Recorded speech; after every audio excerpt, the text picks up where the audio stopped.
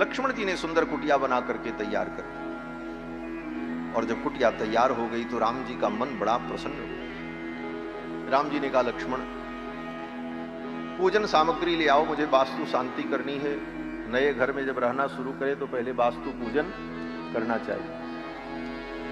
लक्ष्मण जी ने सारी सामग्री एकत्रित की और भगवान श्री राम ने वास्तु पूजन किया। वास्तु पूजन करके भगवान चित्रकूट में निवास करने लगे। गोस्वामी जी महाराज कहते हैं, चित्रकूट में राम जी को बहुत अच्छा लग रहा है, तो एक काम करो। बोले क्या? बोले अपने चित्त को ही चित्रकूट बनाओ। हमारा जो चित्त है यही चित्रकूट बन जाए। कैसे बनेगा? चित्रकूट में तो मंदाकिनी नदी बहती है। बोले राम जी की जो ये कथा है यही मंदाकिनी है, और इस मंदाकिनी में स्नान करके अपने चित्त को चित्रकूट बना लो, और उस चित्रकूट में श्री सीताराम जी विहार करें। राम कथा मंदाकिनी चित्रकूट चित चारु, तुलसी सुभग स्नेह बन श्री रघुवीर विहार। ये हमारा चित्त ही चित्रकूट बन जाए, और ये चित्रकूट बने, और हमारे चित्रकूट के तलहटी में जैसे मंदाकिनी प्रवाहित होती है उसी तरह हमारे जीवन में भगवान की कथा गंगा प्रवाहित होती रहे। हम चित्त से भगवान की कथा गंगा में डूबते रहें, तो ऐसे चित्त में, ऐसे चित्रकूट में भगवान श्री सीता रामचंद्र जी का निवास हो। यही बात वाल्मीकि जी ने चित्रकूट में राम जी से कही। वाल्मीकि जी से चित्रकूट में राम जी ने पूछा, मैं कहाँ रहूं, मेरे लिए निवास उत्तम कहाँ होगा? तो बहुत सारी बातें वाल्मीकि महर्षि ने कही। वो यही वाल्मीकि है जो रामायण के रचनाकार हैं। गोविंदराज स्वामी जी तो यही मानते हैं। वो कहते हैं, चित्रकूट में रहने वाले वाल्मीकि महर्षि ही राम राज्याभिषेक के बाद अयोध्या के सन्निकट तमसा के तट पर आकर के रहने लगे। लेकिन एक दो टीकाकार विद्वानों ने उन वाल्मीकि को अलग माना है। नागेश भट्ट ने अपने ग्रंथ में चित्रकूट में रहने वाले वाल्मीकि जी को रामायण रचनाकार वाल्मीकि से भिन्न माना है। ये सब विद्वानों का विषय है, लेकिन अपने को जो समझना है मूल बात यह है कि भगवान ने वाल्मीकि जी से पूछा, मैं कहाँ रहूं? तो बहुत सारे स्थान बताए वाल्मीकि जी ने, और उन स्थानों में एक स्थान जो बताया, बोले प्रभु आप तो चित्रकूट में रहोगे, और आपकी कथा जो है वो मंदाकिनी है।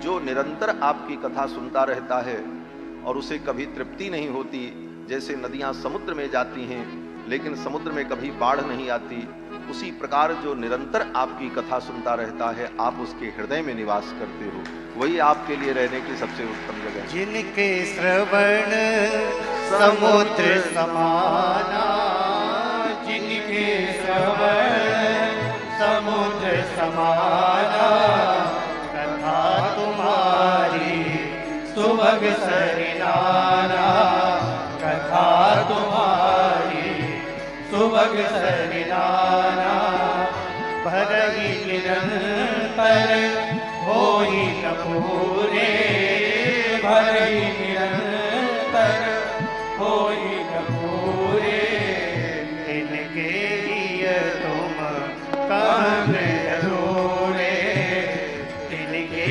लिए तुम काम अधूरे, इनके लिए तुम काम अधूरे। आज तो स्वामी जी ने कहा ही, बिना गोस्वामी जी की चौपाई के तुलसी दल के कथा कैसे पूरी? महर्षि वाल्मीकि ही तो तुलसीदास जी के रूप में इस कलयुग में प्रकट हुए। कलि कुटिल जीव निस्तार हित वाल्मीकि तुलसी भयो, संसार अपार के पार को सुगम रूप नवका लयो। और सरल शब्दों में भगवान राम के मंगलमय चरित्र का जो वर्णन किया, सारे वेद पुराण स्मृतियों के सार को निकालकर, वेद मत सोध सोध सोध के पुराण सब संत और असंतन को भेद को बतावतो, कपटी कुराही कूर कलि से कुचाली जीव कौन राम नाम हूं की चर्चा चलावतो, बेनी कवि कहे मानो मानो ही प्रतीत हिय, पाहन हिये में कौन प्रेम उपजावतो, भारी भवसागर उतारतो कौन पार जोपे यह रामायण तुलसी न गाओ। अगर तुलसीदास जी इस रामायण को न गाते तो आज संसार के पामर प्राणी भवसागर से पार कैसे जाए। महाराज चित्रकूट में भगवान जब रहने लगे, अब एक बार फिर अयोध्या की ओर कथा लौटती। महर्षि वाल्मीकि वर्णन करते हैं कि सुमंत जी जब लौट करके आए और सुमंत जी से दशरथ जी ने पूछा, मेरे राम ने क्या कहा। सुमंत जी ने कहा, श्री राम ने यही कहा है, पिताजी चिंता न करें, 14 वर्ष की अवधि पूर्ण होगी, मैं आऊंगा और आपके चरणों में प्रणाम करूंगा, आपकी आज्ञा का पालन करूंगा। मेरी सीता ने क्या कहा, तो सुमंत जी ने यह भी कहा, सीता जी ने, जानकी ने कहा, मैं आऊंगी और सास ससुर के चरणों में प्रणाम करूंगी और आशीर्वाद की कामना की कि मेरा नारी धर्म पूर्ण हो। ये सब सुमंत जी ने बताया। फिर तो दशरथ जी महाराज ने पूछा, मेरे लक्ष्मण ने क्या कहा। ज्यों ही लक्ष्मण का नाम लिया, सुमंत जी गंभीर हो गए। सुमंत जी ने कहा, राजन, लक्ष्मण ने क्या कहा है ये मैं आपको नहीं बता सकती। बोले क्यों? बोले प्रभु श्री राम ने मुझे अपनी शपथ दिलाई। चलते समय उन्होंने शपथ दिलाई कि लक्ष्मण ने जो कहा है वो पिताजी से मत कहना। लखन कहे कछु बचन कठोरा, पर जी राम पुनि मोहि निहोरा। लखन कहे कछु बचन कठोरा, पर जी राम पुनि मोहि निहोरा। बार बार निज शपथ दिवाई, कह भी नतात लखन ललिकाई। बार बार निज शपथ दिवाई, कह भी नतात लखन ललिकाई। लखन कहे कछु। सुमंत जी ने कहा, लक्ष्मण ने कुछ कठोर वचन कहे, प्रभु श्री राम ने मुझे अपनी शपथ दिलाई, बार बार शपथ दिलाई। सुमंत मेरी शपथ है, लक्ष्मण ने जो कहा है वो पिताजी से मत कहना, इसलिए मैं आपको नहीं बता सकता। दशरथ जी महाराज ने अपना हाथ सुमंत के मुख पर रख दिया और कहा, सुमंत मैं सुनना भी नहीं चाहता। क्यों? दशरथ जी ने कहा, मेरे राम ने शपथ दिलाई है तो मेरे राम के शपथ की लाज रखो और कुछ मत बोलो, तुम मौन हो जाओ। मैंने भी अपने राम की शपथ खा ली थी, उस शपथ की लाज बचाने के लिए आज ये सब कुछ मुझे अनुभव करना पड़ रहा है। इसलिए हे सुमंत, तुमने मेरे राम की शपथ खाई, इस शपथ का निर्वाह करो। मुझे नहीं सुनना है लक्ष्मण ने क्या कहा, और सुनने की जरूरत भी नहीं, क्योंकि मैं जान रहा हूं मेरे लक्ष्मण ने क्या कहा होगा। सुमंत, लक्ष्मण ने यही कहा होगा, 14 वर्ष बीतने तो अयोध्या चलूंगा, एक एक दिन का हिसाब लूंगा राजा दशरथ से, और 2-2 हाथ राजा दशरथ से मैं कर लूंगा। जितना कष्ट मेरे प्रभु श्री राम को दिया है वन भेजकर, उस सब का बदला मैं चुकाऊंगा, उस पिता से मैं बदला लूंगा, यही कहा होगा लक्ष्मण, मैं जानता हूं। सुमंत जी मौन हो गए। दशरथ जी महाराज ने कहा, सुमंत, आज मैं निश्चिंत हो गया, अब मैं प्रसन्नता पूर्वक अपने प्राणों का त्याग कर सकूंगा। मुझे विश्वास है कि लक्ष्मण जैसा सेवक मेरे राम के साथ में है, इसलिए मेरे राम को कभी कोई कष्ट होने नहीं देगा। मैं निश्चिंत हो गया, लक्ष्मण जैसा सेवक राम के साथ है, इसलिए मेरे राम को कोई असुविधा नहीं होगी। अब मुझे निश्चिंतता आ गई, अब मैं सुखपूर्वक अपने प्राणों का त्याग कर सकूंगा। ये सब कहते हुए दशरथ जी महाराज विलाप करने लगे। महारानी कौशल्या भी भगवान वो दशरथ जी महाराज को कहती हैं, महाराज आपने मुझे कहीं का नहीं छोड़ा। स्त्री की प्रथम गति उसका पति होता है, दूसरी गति उसका पुत्र होता है, तृतीय गति उसके बांधव होते हैं। स्त्री की चौथी कोई गति नहीं होती। गतिरेका पतिर नारिया द्वितीया गतिरात्मज। पहली गति जो है नारी की पति होता है, दूसरी गति पुत्र होता है। तृतीया ज्ञातयो राजस, चतुर्थी नैव विद्यते। स्त्री की चौथी कोई गति नहीं। और हाहंत, आप मेरे पति हैं लेकिन आप मेरे नहीं हुए, आप तो केकई के। और केकई के कहने पर आपने मेरे निर्दोष पुत्र को वन में भेज दिया, मेरे पुत्र को भी मुझसे अलग कर दिया। न आप मेरे हुए न मेरे पुत्र को मेरे पास रहने दिया। और जो मेरे बांधव थे उनको मैं पहले ही छोड़ करके आपके चरणों में आई थी। मेरी तीनों गति समाप्त हो गई, मैं तो कहीं की नहीं। ये सब कहकर महारानी कौशल्या ने बहुत विलाप किया। फिर तो महाराज दशरथ ने कहा, कौशल्य तू भी मुझे अपराधी समझती है? महारानी कौशल्या ने कहा, महाराज मैं जानती हूं आप धर्मात्मा हैं, आप सत्यनिष्ठ हैं और अपने सत्य और धर्म के लिए आपने जो कुछ किया है ये मैं जान रही हूं। जानामि धर्मम धर्मज्ञ त्वाम जाने सत्यवादिनम। मैं जानती हूं आप सत्यवादी हैं, धर्मज्ञ हैं, धर्म को जानने वाले हैं। लेकिन पुत्र शोकार्तया तत्तो मया किमपि भाषितम। पुत्र के शोक के कारण मैंने आपको कुछ कठोर वचन कहा, तो हे महाराज मुझे क्षमा करना। शोक बड़ा भयानक होता है। शोको नाशयते धैर्यम, शोको नाशयते श्रुतम। शोक व्यक्ति के धैर्य को नष्ट कर देता है। शोक व्यक्ति को सुने हुए उसके ज्ञान को नष्ट कर देता है। आप बहुत ज्ञान सुन लो, रोज हम लोग ज्ञान सुनते हैं। इस संसार में कोई किसी का नहीं, अकेले आए हैं अकेले जाना है। कोई किसी के बदले में दुख सुख नहीं भोगेगा। सब ज्ञान सुनते हैं, समझते हैं, जानते हैं, मानते भी हैं, लेकिन जब अपने ऊपर विपत्ति पड़ती है और कोई ऐसी परिस्थिति आती है तो सब ज्ञान सुना सुनाया रह जाता है, आदमी रोता है। महारानी कौशल्या कहती, मैं सब जानती हूं लेकिन शोको नाशयते श्रुतम।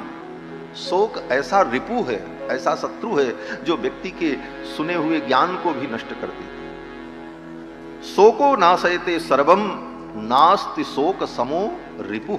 शोक के समान कोई शत्रु नहीं। ये सब कह करके महारानी कौशल्या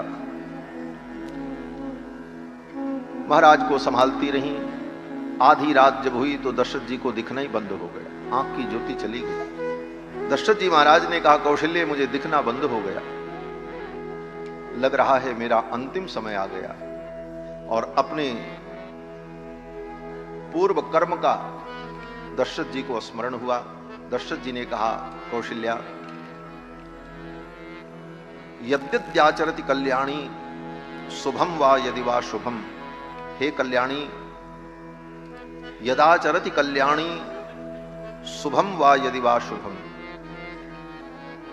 दशरथ जी महाराज कौशल्या को कहते हैं, हे कल्याणी। क्या कल्याणी है कौशल्या? दशरथ जी का मरण होने जा रहा है, कौशल्या विधवा हो जाएंगी, लेकिन दशरथ जी कहते हैं कल्याणी। क्यों कल्याणी कह रहे हैं? दशरथ जी कहते हैं, तू कल्याणी, तूने ही राम जैसे पुत्र को जन्म देकर राम का मुझे दर्शन कराया, इसलिए तू कल्याणकारिणी, कल्याणी। और तू इसलिए भी कल्याणी है कि मैं तो मर करके इस दुनिया से चला जाऊंगा, लेकिन 14 वर्ष बाद राम लौट करके आएंगे तो तू उनके मुखारविंद का दर्शन करेगी, तुझे वो दर्शन प्राप्त होगा, तुझे वो सौभाग्य मिलेगा। तू तो कल्याणी है। यदाचरति कल्याणी शुभम वा यदि वा शुभम तदेव लभते भद्रे कर्ता कर्मज महात्मना। दशरथ जी कहते हैं, जो व्यक्ति जैसा शुभ अशुभ कर्म करता है, समय आने पर कर्ता उस कर्म के फल को भोगता है। अवश्यमेव भोक्तव्यम कृतम कर्म शुभाशुभ। मैंने अशुभ कर्म किया है, मुझे उसे भोगना। लेकिन हे कल्याणी, तूने शुभ कर्म किया है, तुझे राम के मुखचंद्र का दर्शन होगा, तू सौभाग्य प्राप्त करेगी, रघुनंदन के साथ रहकर बहुत दिनों तक सुख का अनुभव करेगी। लेकिन मेरे भाग्य में ये सुख नहीं है। ये सब कहकर दशरथ जी विलाप करने लगे। और दशरथ जी ने कहा, युवा अवस्था में मैंने शब्द वेधी बाण चलाया, और उस बाण से एक तापस की मृत्यु हुई।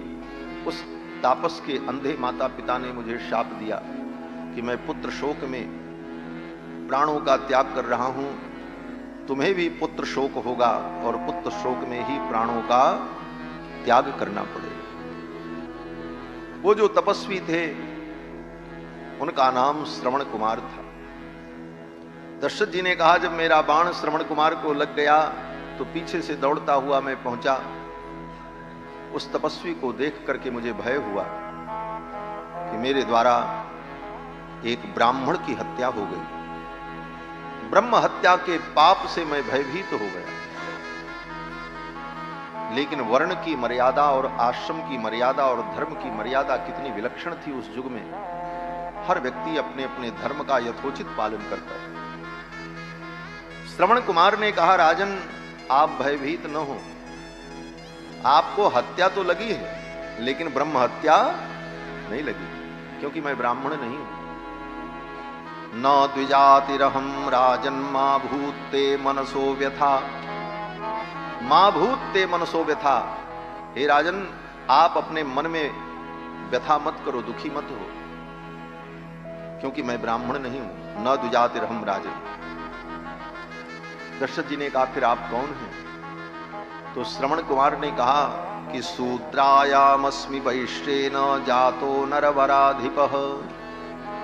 मेरी मां शूद्रा है और मेरे पिता वैश्य हैं। मैं अनुलोम वर्ण संकर हूं, इसलिए मेरे वध से आपको ब्रह्म हत्या तो नहीं लगेगी, लेकिन एक निरीह निर्दोष प्राणी के वध का जो पाप है वो तो आपको लगेगा ही। इन सारी घटनाओं का दशरथ जी को स्मरण हुआ और ये कहते कहते दशरथ जी महाराज विलाप करने लगे। तापस अंध साप सुधी आई, कौशल्य ही सब कथा सुनाई। कौशल्या जी को सारा वृत्तांत बताया। भयौ विकल वर्णत इतिहास।